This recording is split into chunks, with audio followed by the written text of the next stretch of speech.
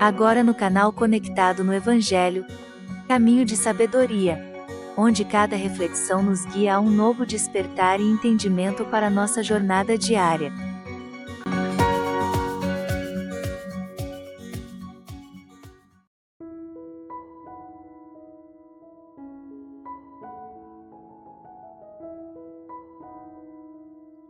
Olá, amigos do canal Conectado no Evangelho. Sou Luiz Carlos de la Líbera e nesta semana estarei com vocês diariamente, apresentando o programa Caminho de Sabedoria, onde faremos reflexões para uma vida melhor.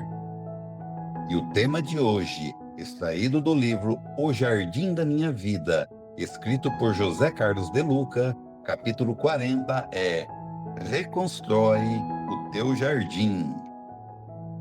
Meu Senhor Jesus Cristo, vós que sois a luz do mundo, com de claridade eu vos suplico, nos abismos escuros do meu espírito. Dai-me três presentes: a fé, firme como uma espada; a esperança, larga como o mundo; o amor, profundo como o mar. São Francisco de Assis. O jovem Francisco de Assis atravessava uma crise existencial. Já não sentia mais a alegria fugaz dos primeiros tempos de juventude. O trabalho como comerciante na rica e próspera loja do pai não lhe despertava vivo interesse e satisfação. As festas que promovia também não lhe davam o mesmo prazer de outrora. O desejo de glória pelas conquistas bélicas, de igual forma, não lhe empolgava mais os sonhos juvenis. Todos os seus sonhos haviam desmoronado. Podemos entender perfeitamente o que acontecia a Francisco, pois todos nós, em algum momento da vida, também passamos por tsunamis existenciais. Um vazio havia tomado conta da alma de Francisco por vários meses. Que caminhos deveriam tomar? O que fazer? Onde estaria o sentido de sua vida? O que Deus esperava dele? Eram perguntas que fervilhavam em sua mente, e a ausência de respostas deixava sua alma melancólica. Essas indagações, porém, começaram a ser respondidas num local em que poucos imaginariam que Deus pudesse estar presente. Uma pequena igreja em ruínas, que Francisco começou a visitar com frequência, talvez porque ele mesmo se sentisse como que desmoronando por dentro, como aquela igreja, e onde ocorreu um dos fatos mais marcantes na vida daquele jovem, perdido aos olhos do mundo, mas plenamente acolhido aos olhos de Deus. Pouco distante de Assis, havia a pequena igreja de São Damião, uma capelinha rústica, meio em ruínas e em grande estado de abandono. Sobre o altar maior, todavia, um grande crucifixo de madeira atraía Francisco, pela expressão de profunda dor de Jesus. Certo dia, enquanto estava recolhido em oração, e repetia com todo o fervor do espírito: Senhor, ilumina-me, dissipa as trevas de minha alma. Concede-me conhecer a tua santa vontade e agir conforme os teus desígnios. Aconteceu que Deus lhe falou sensivelmente como nunca antes. Francisco, disse o crucificado, vai e reconstrói a minha casa que está em ruínas. Desta vez, Francisco estava bem desperto e a voz ressoou no mais profundo do seu coração como uma doçura e uma força irresistível. No início, Francisco interpretou a mensagem de Jesus em seu sentido literal e passou a agir como um restaurador de igrejas. Com o passar do tempo, porém, percebeu que o pedido de Jesus era mais profundo. pois a igreja não era somente o templo de pedra, mas, sobretudo, a reunião de pessoas em torno do ideal cristão de amor e fraternidade. Essa igreja, de fato, também estava em ruínas, e era em relação a ela que Jesus pedia restauração. Para tanto, Francisco reconstruiu a igreja de sua época através de sua simplicidade, mostrando que não precisamos de muita coisa para sermos felizes. De sua vida dedicada ao próximo, de seu amor a todas as criaturas de Deus, sobretudo aquelas para quem a igreja de pedra havia virado as costas em troca do poder, das glórias terrenas e do dinheiro. Os leprosos, os famintos, os desafortunados. E foi dessa forma que Francisco reconstruiu sua própria vida. É provável que, cedo ou tarde, todos nós iremos passar por essa experiência de Francisco. Sair do abismo escuro do nosso espírito para encontrar a claridade do amor em nossa vida. Creio que a lição recebida na igreja de São Damião chegou a todos nós. Chegou especialmente a você, que me lê e, sobretudo, a mim que o escreve. Deus nos pede para reconstruirmos a nossa igreja que está em ruínas. Primeiramente, a começar por nós mesmos, nossa igreja interior, nosso jardim tantas vezes abandonado, parecendo um mendigo que não se alimenta há tempos. O que temos feito de nosso jardim? Vale a pena essa reflexão de Carlos Gustav Jung. Que eu faça um mendigo sentar-se à minha mesa, que eu perdoe aquele que me ofende e me esforce por amar, inclusive meu inimigo. Em nome de Cristo, tudo isso naturalmente não deixa de ser uma grande virtude. O que faço ao menor dos meus irmãos é ao próprio Cristo que faço.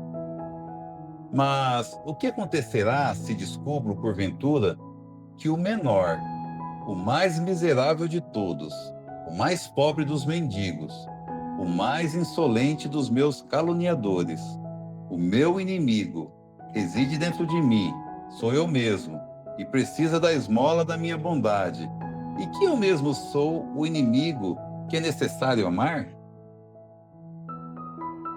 Precisamos cuidar do nosso jardim, adubar a terra com nosso amor, regá-la todos os dias com a água da fé e da coragem, e podar nossos complexos de inferioridade e ressentimentos, que não deixam nosso jardim florescer. Basicamente, foi tudo isso que vim falando ao longo deste livro. Tomarmos consciência do nosso papel de jardineiro mais importante de nossa vida. Assim, estaremos em condições de reconstruir nossos relacionamentos em ruínas. São Francisco nos ensina a não fugirmos daquelas pessoas a quem chamamos de problemáticas, de gênio difícil, pois, no mais das vezes, são elas que desafiam a nossa capacidade de sermos melhores, mais compreensíveis, mais amáveis. É fácil ser cordial com quem nos trata bem. O desafio é ser gentil com quem nos é áspero. Ajuda muito se olharmos para as nossas próprias limitações, constatarmos que não somos anjos e que, de alguma forma, também somos problemáticos para os outros, pois carregamos ainda feridas abertas na alma, feridas que muitas vezes sangram a olhos vistos. E quando nos depararmos com as feridas alheias, lembraremos-nos urgentemente das nossas e trocaremos a repugnância pela misericórdia, pois assim também gostaríamos de ser tratados. Enquanto eu escrevi este livro, meu pai teve seu quadro de saúde agravado.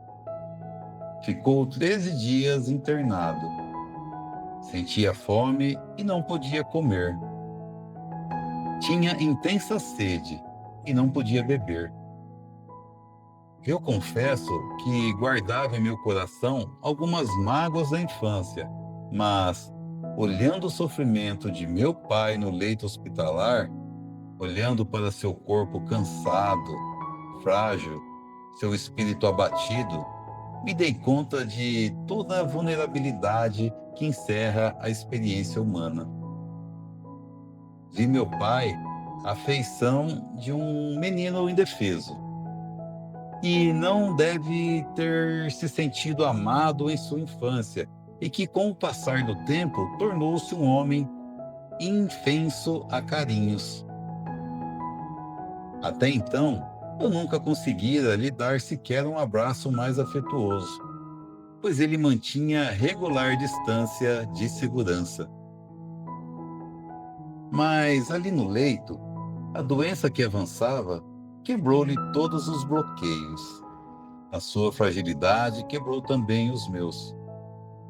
Revi toda a nossa vida e pude ver quanta coisa boa ele fez por mim. Quanto amor ele me deu de um jeito diferente do que eu esperava. Mas era amor, indiscutivelmente. Percebi que havia chegado a hora de reconstruir a minha relação com ele, amando aquela linda flor que Deus plantara em meu jardim. Estive com ele várias vezes nesses dias e consegui fazer-lhe muitos carinhos, dizer-lhe que ele era muito importante em minha vida, um grande exemplo de força, de amor à família e de superação de momentos difíceis, pelos quais ele soube tão bem passar. Beijei seus cabelos brancos, segurei sua mão enfraquecida, beijei-lhe os pés, que andaram muitas distâncias debaixo de sol e chuva para trazer o sustento da família. Meu pai foi perfeito dentro das imperfeições humanas que nos caracterizam. Demorei muito a entender isso, mas, quando percebi, meu jardim com ele foi reconstruído, o que trouxe muita paz ao meu coração.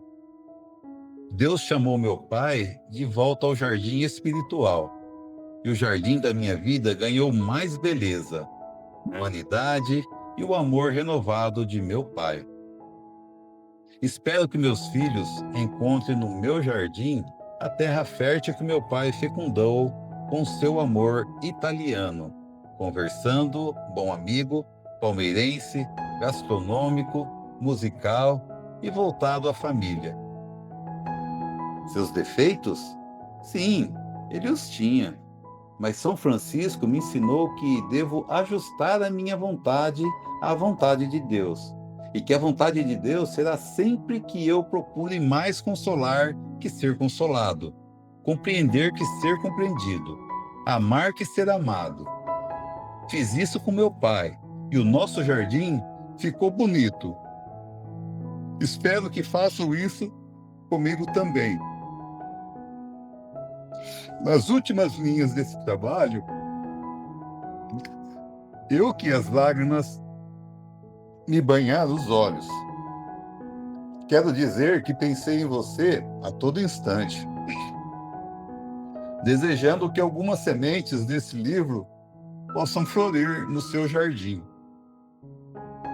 Estou convencido de que cuidar bem do seu jardim será cuidar primeiramente do jardineiro.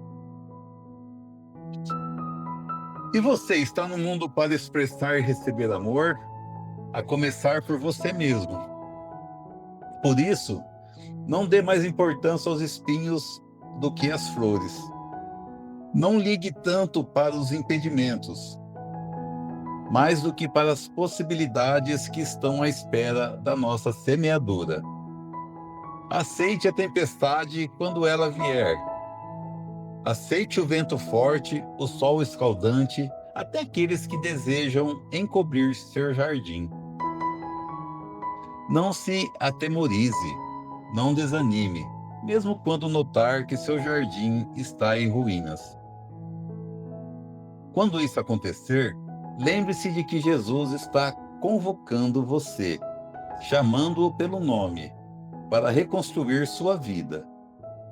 Faça isso, por favor, por amor a você, por amor a nós, por todos vamos precisar um dia colher uma flor do seu jardim. Através desse singelo livro, estarei orando para que você receba aquelas 3 presentes solicitados por São Francisco: a fé, firme como uma espada, a esperança larga como o mundo, o amor profundo como o mar. Paz e bem.